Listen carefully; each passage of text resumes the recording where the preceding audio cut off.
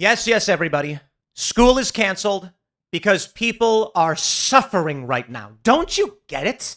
What is wrong with you people? Donald Trump is a fascist, and the only thing we can do is cuddle up with a teddy bear, get a nice hot tea, and put on reruns of The Office. I can't go to school. I can't work my job because I heard about a thing I don't quite understand. It's made me so angry. I imagine that's how they're thinking. But I'm going to say it like this. I got some videos for you to show you the meltdowns of these people. But by all means, please shut down your college campuses and tell everyone to go home because y'all are part of the problem. I can sit here and rant on the education system for 27 years. Let's call it institutionalized learning facilities, and at a certain level, you got to go into debt to attend your institutionalized learning facility in which you learn nothing and you come out broken and incapable of understanding the real world. And so for these people at Harvard, Harvard indeed. I think we actually have, do I have the other tweet pulled up already?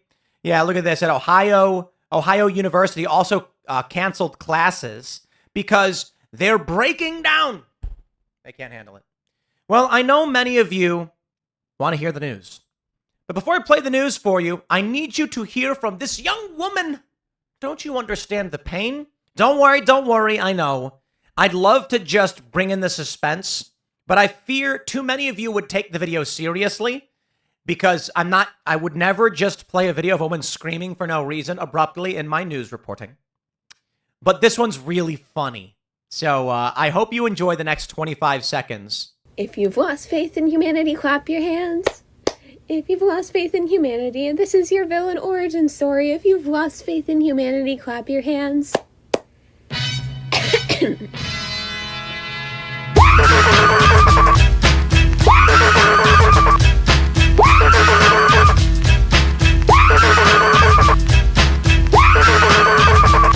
It's actually pretty good. Can I play that again with one extra little tidbit? Here we go.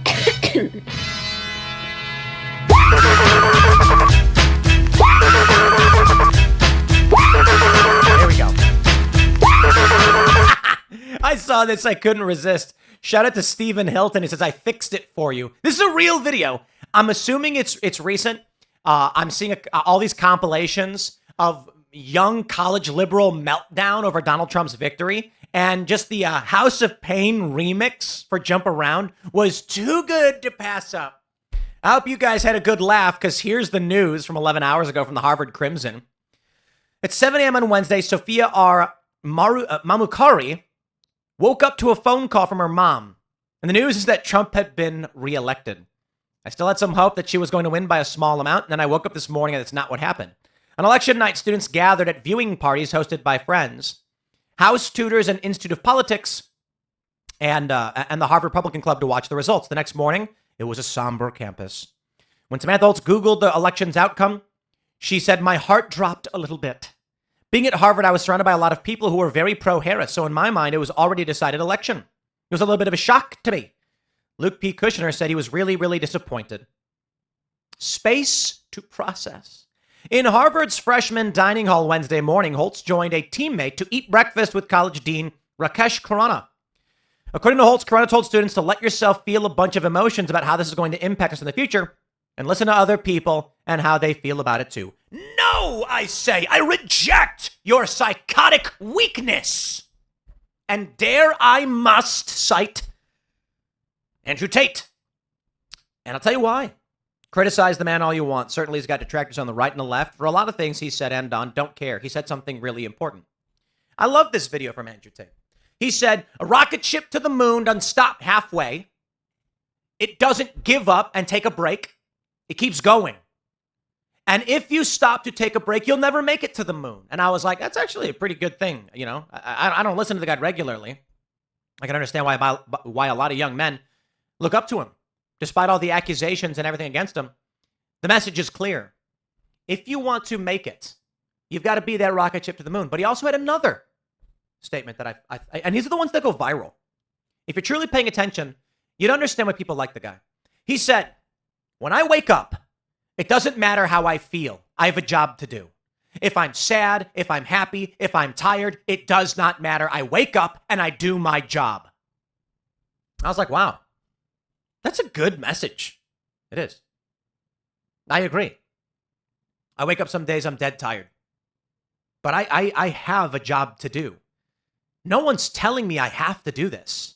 No one says, Tim, did you get your 10 a.m. video up yet? Nobody but me, because I have a responsibility and I have a job to do. And only on rare occasions do I not. And that's the message. You see, with all of these people at Harvard, they're like, don't work hard, grieve. Over what? It doesn't matter what you think. It doesn't matter what you feel. You have a job to do, to be your best. And these people don't deserve to work for our companies. I don't care if they want to go work at Starbucks or McDonald's or do whatever they do. But you want to know what? I'll tell you. Me, I'm not interested in hiring people who are so emotionally traumatized from things they can't understand and they can't work. But hey, no one ever accused the universities of being places of great success. I know, it's funny, right? Let me put it this way. Of course, universities serve some purpose. But if you're stupid enough to pay them money and then cry because Trump won and then take the day off, they're sitting there laughing all the way to the bank. I tell you what, my friends, if you want to pay me to come do work for me, and then you keep paying me but don't show up, you think I care? Harvard is ripping you off. These universities are disgusting. Here we go. Some professors also encourage students to process in the aftermath of the election, adjusting course requirements in kind. You know what I see when I see a college diploma from these crackpot trash cult universities? It might as well say mentally impaired. I made this point earlier in the morning when I was talking about the Krasensteins, because they were like, look at all the Democrats, they're educated and Trump supporters aren't. And I'm like, let me simplify it. From my argument in the morning, let me simplify it. I got two guys standing in front of me. I need a marketer. I need someone to handle marketing. One guy says, I'm 22. I just got out of college. I worked on a bunch of projects. You know, while we were at university, we did X, we did this, we did that, and I have a degree. I'd say, okay. The other guy goes, I have no degree. I didn't finish high school. Since I was 18, I've been I started promoting my friend's band when I was a teenager, doing flyers and you know, basically going to various venues. And then once I got older, I went to a local coffee shop and started running their social media for them. I now represent, I have 3 small coffee shops that are in my client base. I've grown one of their accounts to 10,000 followers, and their business is up 173% over the past 2 years. Guess who I'm going to hire? Yeah, I'll put it this way. You come to me and say, I got 4 years of college experience. I'll say, that's great. How about the other guy? He goes, I have 4 years of real world experience. I'm going to be like, real world it is. I don't care how. I don't care where. The idea that you said, I'm going to go to college and have someone tell me and not actually do, it's a waste of my time. You know, let me tell you, man, these universities are absolute garbage. And this is proof. Look at Ohio U canceling classes. I remember I have friends who are teenagers and they're like, I'm going to make skate videos. And they start filming and editing. And now they're ridiculously good cinematographers making tons of money. And then I have friends who are like, I went to school to learn camera and I used film. And I'm like, okay, but nobody uses film anymore. You know what the most mind-numbing thing is? Holy crap, dude. This is like 10 years ago because most people are using Adobe's suite these days. But I had friends who were like, I went to school and learned how to use Final Cut for video editing. And I'm like, that's great. No one in the industry uses that. Some do. This was the stupidest thing ever. I had a friend who was in college and she was like, my professor told me I need a Mac. And I was like, okay, well, that's dumb because everyone's using Avid. Avid's like the industry standard. And now because of Adobe integration, everyone's using Adobe. And she's like, well, they told me if I don't use Mac, I fail.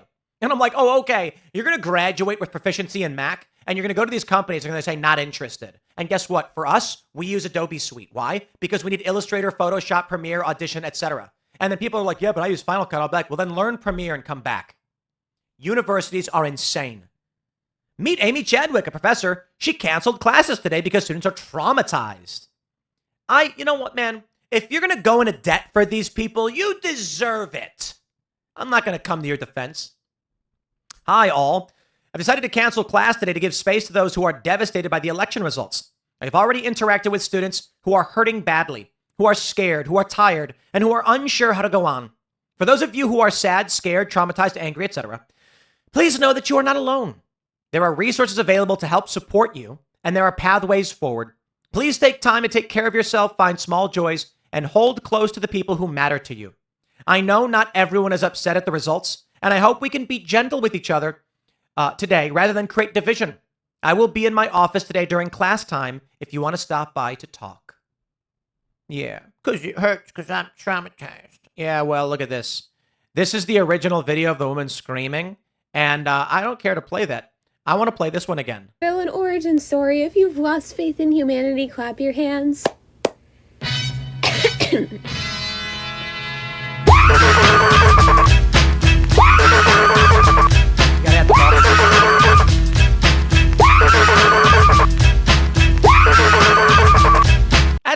That's actually pretty good. That scream is actually pretty good.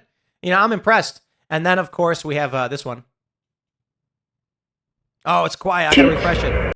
Instagram sucks like that. No matter what you do, you will never put out my love. You will never make me give up hope. Who are you no matter talking what to? you say, no matter what you do, no matter, you will never put out my love. And I will never jump on your bandwagon of hate. You're literally on your own bandwagon of hate, lady, as you filmed yourself crying. Histrionics. It's like, I stubbed my toe and I'm under attack from the world itself. Oh, you will not put out our love. It's like, I'm loving this picture that these liberal college students have, where it's like there's a bunch of just like giant Neanderthal MAGA guys who are like, we hate love. Love is bad. Is it what they think? Man, these universities have turned their brains to jello, but I also kind of blame their parents. And then, do I have like the full thing? Oh yeah, look at this. Man, heavens. The woke mind virus on Instagram. Just look at this. Look, it's not going to let me see it all. Yeah, I didn't think so. Look at this. All these videos. There's the original video. These people are mentally unwell. Okay. Maybe, I don't know. What is this? Oh, this one's so good. You ready for this one? TV. Run! She punches her TV.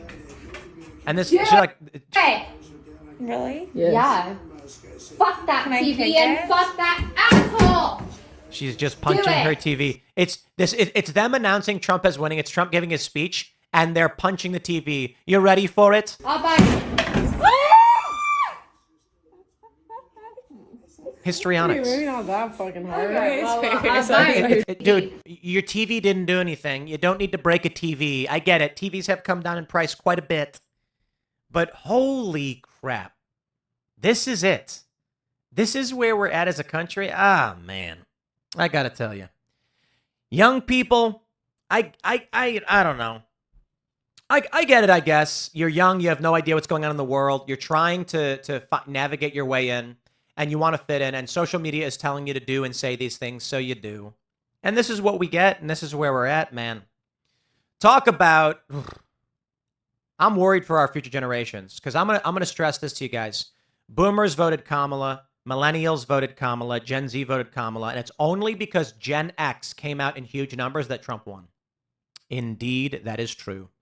So Gen X is aging, and we only got a little bit left to where we can resist these psychotic individuals. Once Gen X is out, millennials, that's it. But I wonder, Gen Z men broke for Trump. I wonder what we can do, because we have 4 years right now.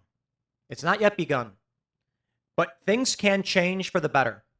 What we need to be sure of is that there is positive change as it pertains to our elections, to our universities. This needs to be defunded. Trump needs to seize the endowments. No question. Universities need to be, let's just say, regulated. You see, I'm a fan of that regulation. No. We can't have 20-something-year-olds in daycare. Let's put a stop to it. I'm going to say this, my friends. You should be at 22 years old, married, and preparing for your first child. I genuinely believe that. And me, I'm late to the game. I was focusing on work and travel and climbing that mountaintop. And recently, I said we're putting a line in the sand. You know, Alice and I, we agreed, and we're like, we're starting the family.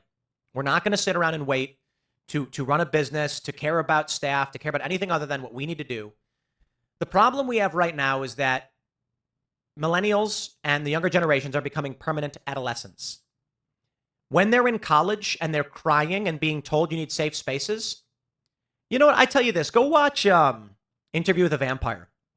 When Brad Pitt's character is like, I was 26, the master of my own plantation, but times were different. I was a man at that age. That was the same until like the 60s and 70s. You were a man when you were in your 20s. Get to work. And then we created this perpetual adolescence where it's like, go to school until you're 22. Then you graduate and you don't even know how the world works. You should have a job when you're 13 years old. And cue the whinging crybabies who fear responsibility. Tim Pool believes in child labor. When you're 13, you should be, I don't know, helping your family business, working 8, maybe 12 hours a week. You should be delivering newspapers. You should be selling lemonade, mowing lawns, and shoveling snow or raking leaves. That's what I'm talking about. But these liberals are like, I shouldn't have to work ever. Get out. Bye. We need to fundamentally change the culture in this country. You know what I think greatly benefits me right now is that when I was 9 years old, I had a job. What did I do? I made coffee. It's child labor. Shut up. We're talking about we don't want kids in mines and factories. But a 9-year-old kid has no problem picking up garbage around the family business. A 10-year-old kid has no problem making a hot dog and handing it to a customer. A 10-year-old kid has no problem making lemonade and selling it. You got a 7-year-old can sell lemonade at the lemonade stand. Right now, these people are all whinging, whining, and lazy. And the universities are going to cut them some slack and say, we're going to create special circumstances for you because it hurts. You know what? Fine. Because the strong will survive. And so we have. And that's why Donald Trump wins. And no sane, rational person is crying right now. You're all nuts. So go scream into your pillows, whine, cry, and scream. It's ridiculous. These colleges are trash. I hope Donald Trump really does abolish the Department of Education. I don't think he will. Donald Trump will likely give us a marginally good presidency. It won't be a radical transformation that we all want. It never is. But we do have a mandate. So I think Trump will do more than we probably think, but not as much as we actually hope. And that's it. People are going to love who they want. The only real risk for these people who are like, I want to love who I love. Sure, that's a Supreme Court question. And that's a fair point. I say this. You know what, Democrats? You want to entertain expanding the Supreme Court? I say yes. I do. Because you're going to do it anyway. We know they are. If Clarence Thomas retires and he's getting old, we're going to get through Donald Trump a beautiful, beautiful Supreme Court justice. But you know what? We know that the moment Democrats come back into power, they'll pack the court and they'll take the opportunity to jam potentially even 6 more justices as well. Right now, we have 9. There are 13 circuits. And the argument is there should be a judge for each. Okay, 4. How about we do this while we control the seats of power? We say, okay, a judge for each circuit, and then Trump can appoint 4 more justices. People he chooses who are good people, and they'll serve for life. And then we can also codify that that's it. That's the number. And we're done. Play these games, see what happens. The Democrats have been trying to pack the court for some time. And if they got the power, it was going to happen, and we all know it. Because they keep saying we can't have a right-wing court. We know if they had won the House and the presidency, they'd pack the court in 2 seconds. Well, we have one option. Do the same. It's their logic. It's their argument. Seamus made the joke. Trump should reach across the aisle and give Democrats what they wanted by expanding the Supreme Court. And then, of course, Trump can add 4 more justices first thing in. And then, how fun will that be? Right now, they say the court is 6-3, but maybe 5-4. How about we go, I don't know, 10-3? There will never be another crackpot textualist ruling again. These people who argue the text means only as we interpret it. And then there's originalists who are like, what did the founding fathers actually mean by what they wrote? And that's what we should do. The Constitution is as the Constitution was written.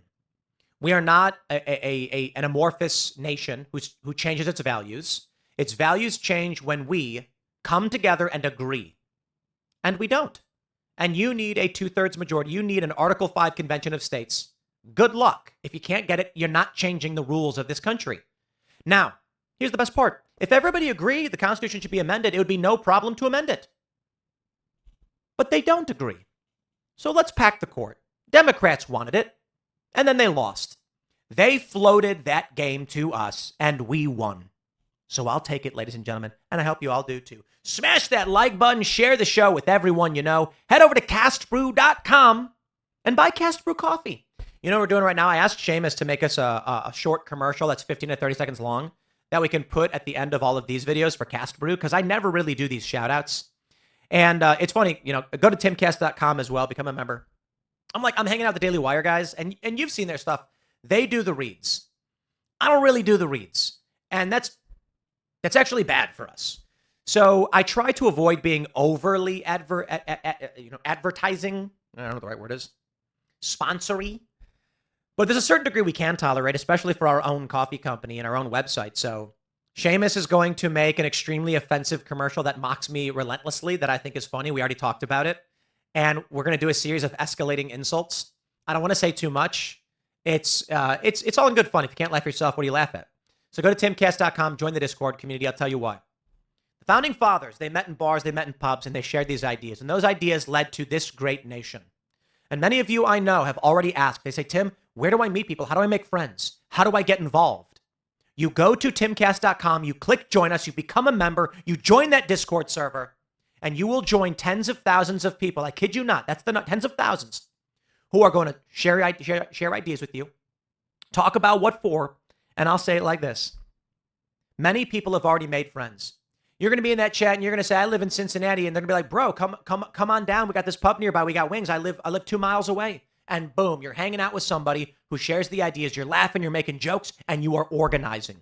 And we will come together and we will reject the crackpot cult left that is saying right now the resistance has begun. Okay, well then we got to make sure we're organized, because now the hard work begins. Timcast.com, join the Discord server, hang out, support our work. Thank you all so much for hanging out, my friends. We will see you all in the next segment.